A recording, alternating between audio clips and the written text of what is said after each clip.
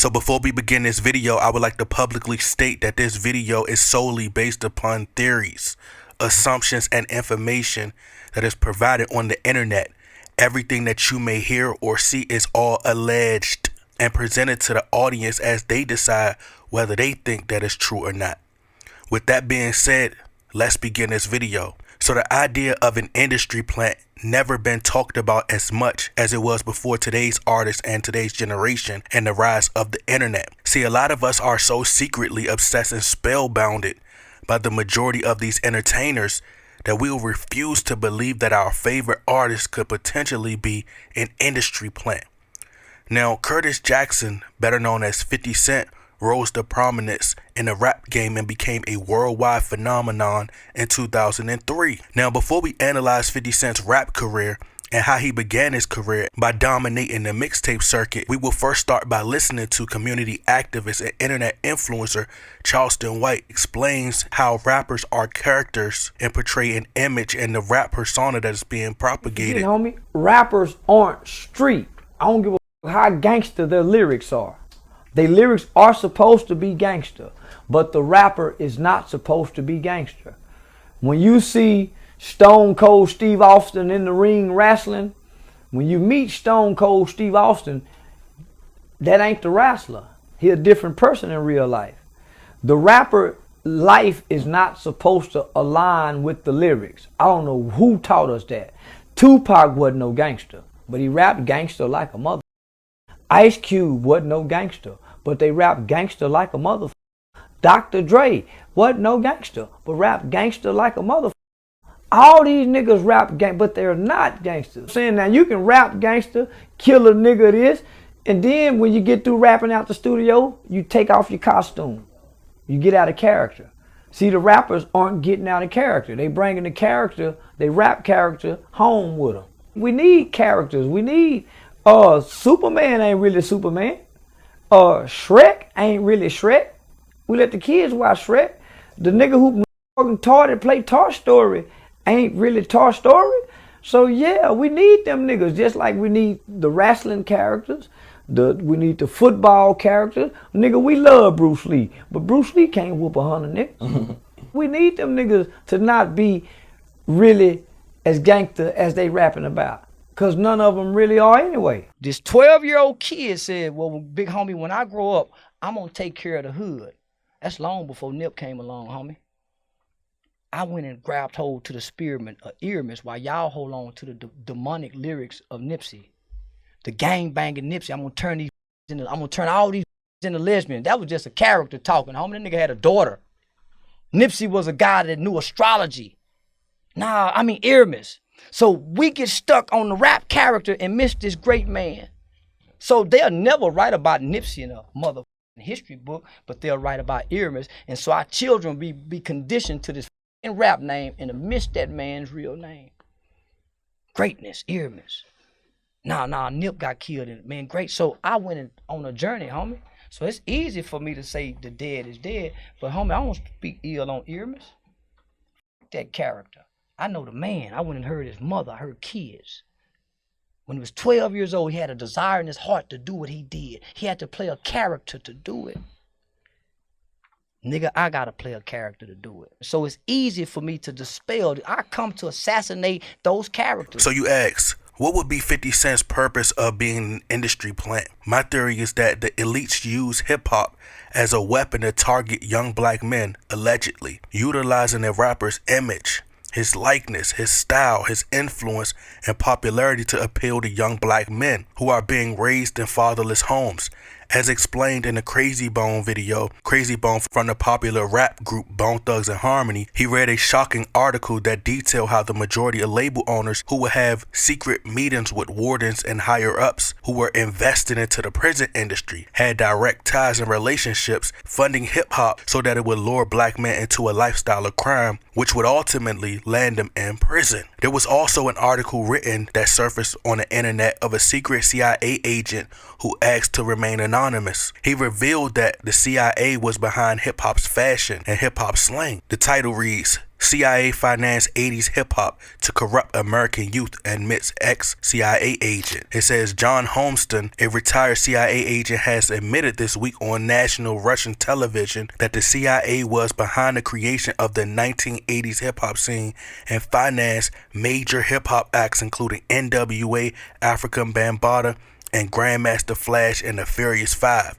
He says the government at the time spent big money, serious money, on a covert operation destined to further division and corrupt the American youth to nihilist, anti-establishment, and anti-American ideologies, he explained in a half-hour interview broadcast on national television. He says famous hip-hop songs of the legendary hip-hop outfit NWA were even scripted by a team of psychologists and war propagandists of the CIA. F the police, and when I'm called off, I got a sawed off, squeeze the trigger and bodies are hauled off. And other nihilist and anti-establishment lyrics were intended to unleash a wave of cynicism toward authorities, promote the use of heavy drugs, and entice the youth with revolutionary counter-establishment ideas. So as you can see, Lyor Cohen is standing next to the Migos. It also says the retired CIA agent claims the social engineering maneuver was extremely successful, and as we can see today, it's still happening. Also, drug kingpin Rick Ross, whose name, image, and likeness was allegedly stolen from him, and he was also taken down by the CIA. You know, he shared the same sentiments based on his research that he believed that the CIA also had their hands in hip-hop and using this influence to further the poison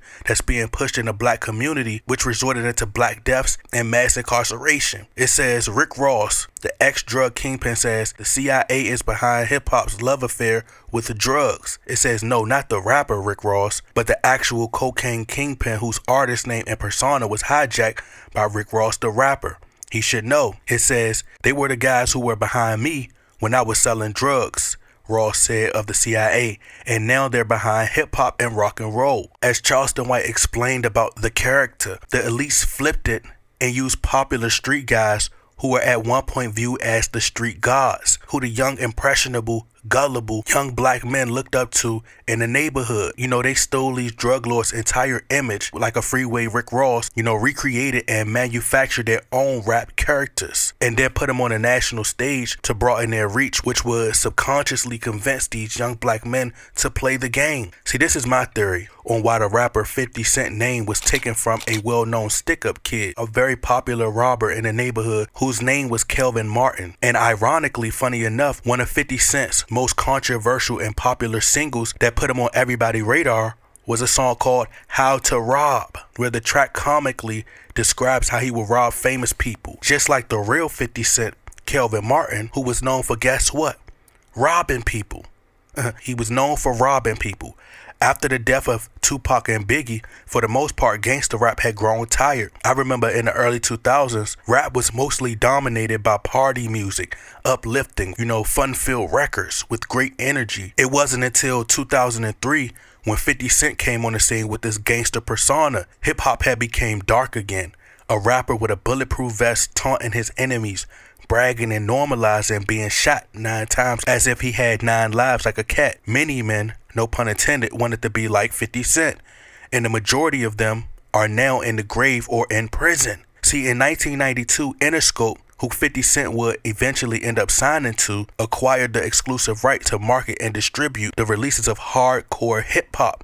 This decision ultimately put the label at the center of the mid-90s gangster rap controversy. During the 90s, there was a lot of critics of gangster rap, critics stating that gangster rap glorifies and encourages criminal behavior and may be at least partially to blame for the problem of the street gangs. So there was this heavy pushback towards gangster rap in the 90s, and Interscope were behind that. So who do you think were behind the push for gangster rap in 2003, especially considering that music had changed and it was full of party music before 50 Cent came on the scene? Now, supposedly in 1996, a friend introduced 50 Cent to Jam Master Jay of Run DMC. It said that 50 Cent didn't know how to count bars, he didn't know how to write choruses, he didn't know how to structure songs nor make records.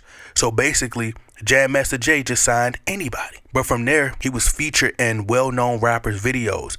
Then in 2000, he left and mysteriously signed to Columbia Records. However, Jam Master Jay record label was already under Columbia Records. So here you have just one of the lucky artists who got signed to Columbia Records, right? He then recorded his album Power of the Dollar. So 50 Cent for the most part has always been signed. 50 Cent was said to have been on the independent grind and was releasing a series of mixtapes without a label. However, he still had industry connections, industry ties, and was more than likely secretly funded by a major label the entire time. See, 50 Cent supposedly went on a mixtape run in 2002, and it was said that he signed with Shady Records in 2002 and Aftermath as well. All of a sudden, he then blew up and became this massive sensation, this massive superstar overnight in 2003. Now, my theory is that 50 Cent was probably secretly signed the entire time, receiving major label funding as they built and developed his street character